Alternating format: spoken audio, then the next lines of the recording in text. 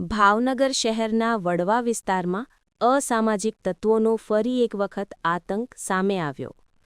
મફતમાં નાસ્તો કરવા બાબતે ઝઘડો થતાં બે નાસ્તાની લારી તેમજ દુકાનની તોડફોડ કરાઈ.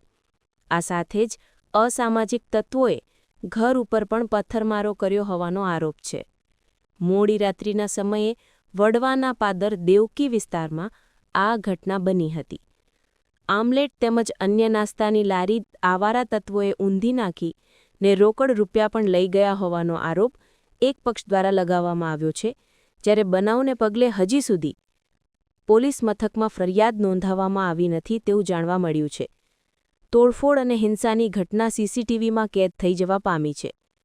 અપરાધીઓ જાણે પોલીસને પડકાર ફેંકી રહ્યા હોય તેમ જાહેરમાં બીભત્સ શબ્દોનો પ્રયોગ કરી તોડફોડ કરતા હોય તેવા દ્રશ્યો સીસીટીવીમાં કેદ થયા છે. કેમેરામેન બીજલભાઈ માલકિયા સાથે રિપોર્ટર ફિરોઝ મલેક, ભાવનગર.